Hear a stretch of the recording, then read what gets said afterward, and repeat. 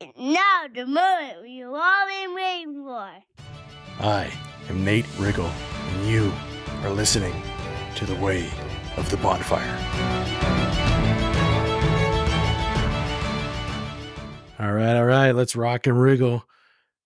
Today I want to talk about the worst advice I ever took. You know, what's tough is we're all so far from perfect. It's not even funny. But confidence and a track record of success and good advice and a little bit of ego starting to sneak in can blind us to think that people who claim to have things figured out are never misguided. So the worst advice I ever took, not the worst advice I was ever given, that list is hard to rank. Like, for example, try everything at least once. Never took that advice. I mean, I don't think the people saying that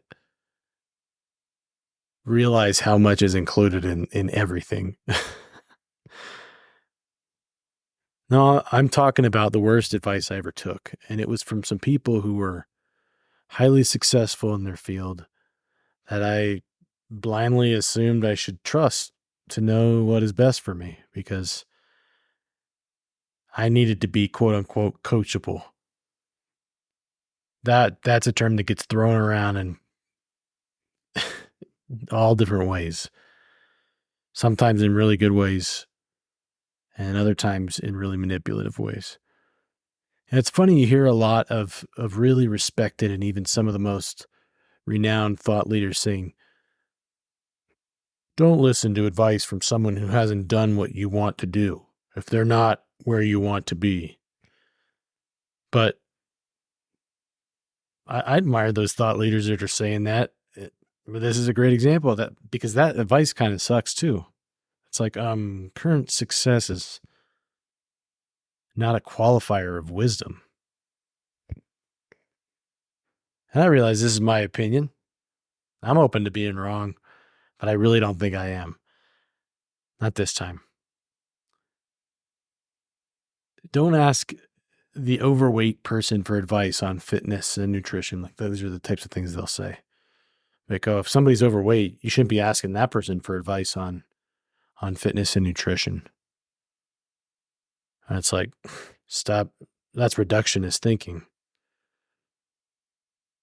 Like Ronnie Coleman, one of the best bodybuilders ever, he hurt his back and he got out of shape.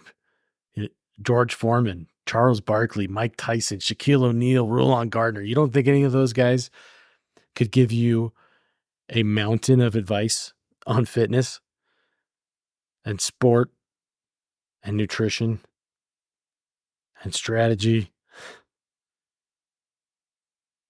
Back to this kind of reductionist statement that just seems to be like things proliferate and it's weird. Like there's like certain leaders out there and they'll just regurgitate each other's BS.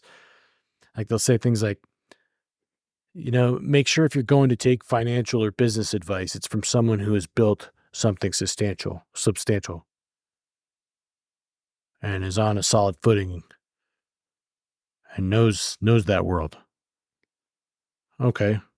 Again, reductionist. It's simplistic. Like that doesn't cover the whole story. Like, let me go see what Bernie Madoff has to say about gaining trust in the financial markets, or what Sam Bankman-Fried's advice was in 2022 before he got caught. And I quote, I would never read a book, quote unquote. You know, in 2022, I might have said, well, he's rich, so I guess I should strongly consider this advice. And what I'm getting at is that what you see now can be read all the way wrong. Just because somebody says something with confidence and they happen to be really good at giving advice does not mean that everything that they say is correct, no matter how convinced they are that it's right. It's taken me a long time to wrap my head around that. Because I've over the years, I've personally not just from the news. I've personally seen some wildly successful people do some of the stupidest stuff. And I'm not just talking about in their personal lives. I'm talking about in the actual thing that made them successful. And I'm not saying that they have nothing of wisdom to offer. I'm saying that they don't have a monopoly on advice. And in fact, I would even dare say sometimes they get a little too comfortable and lose their pulse on what's working now. It's like, yeah, you built this great empire, but you have no, like, you just, you got a little too used to the good life, and you don't have any idea what the world is that we live in now, but got enough money in the account. You're kind of living off the past and what it's given you. So, and I don't think that's nothing. Like, I want their perspectives, but I know that when it comes to advice, that bowl of chocolates that they're putting out there probably has some rabbit droppings in it. So I sure as hell am not eating out of that with a blindfold on. And that brings me back to the worst advice that I've ever taken, which is put your head down and keep your blinders on, do the work, and good things will happen. And yeah, it might have been my interpretation of it, but I really feel like the spirit in which it was said was, and it was meant to be taken, was you gotta go cut your teeth, man. Like, and people just say that and say that and say that. Um, and it's true, especially like early on in my career and when you're younger. It's like, just go out and get after it. Like, don't sit here and try to do 100 different things. Like, you gotta buckle down. It's just a way of saying work hard, stay in your lane, manage your time well, and don't get distracted. But what I learned the hard way is that I'm not a freaking horse, because this can be the putting your blinders on in the way that that's intended to be used. It can become the fastest possible way to lose yourself. And you're grounding, thinking you're doing something good, but with blinders on, you may actually just be running around in an endless circle thinking you're going places. And I totally forgot for a solid 4 or 5 years this really important part of my life that I've always been really good at, to deepen and broaden my connections with people, deepen the connection to myself and my loved ones and my world and my curiosity of it. So the biggest lesson learned is that I should never have just thought that plugging myself into, this kind of nice and neat little expectation, sticking to the plan, because I got comfortable thinking narrow focus meant narrow curiosity or awareness. Like, I conflated the two. And that's why perception is not good enough. I say perception becomes reality. But when you add in perspectives, I was watching this show called Brain Games, and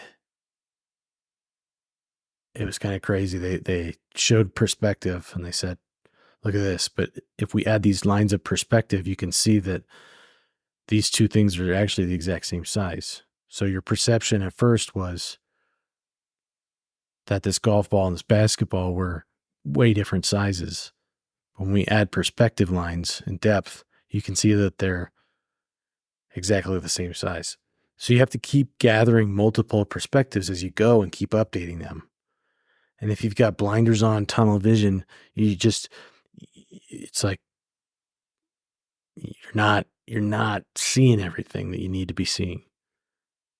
So yeah, like, I believe charge ahead, Don't get analysis paralysis or frozen by fear of making the wrong choice, but certainly don't put your head down because it might get stuck like that. I know from experience. Yes, do the work, but keep your head up and your eyes wide freaking open. Focus matters, but so does the big picture. You can focus on small and big simultaneously. Go back and watch or listen to the Lessons from Everywhere, the Garbage Men episode. Talk about that a little bit more in there. The point is that observing doesn't mean you need to engage with every little thing that comes along or that you have this misguided curiosity. It means grow your awareness, gather intel, be open to being wrong, and to your heroes and people you admire being wrong about a lot of things. And forgive them for being just as flawed as you are. And learn to hone the accuracy of your own internal compass and ability to read it properly. And make your own judgments based on some validation and cross-referencing with multiple quote-unquote trusted sources. And just don't forget to think your own thoughts. Because when we get too zoomed in for too long, we forget that the zoom is even a zoom, that it can and should be frequently adjusted to zoom out. Like back up, look around, see how it all fits together. It's beautiful. And it's invigorating and enlivening. Go get 'em. Hey, thanks for listening to this episode. I love the chance to make your day better in some way, whether that ends up being just a quick reset that you needed to change things up, or even just a laugh or some fresh perspective. If you're getting value out of it, can you please do me a favor and share it with someone else? Because as more people find and listen to the show, I'm able to bring more good stuff more often. It is the fuel to the bonfire.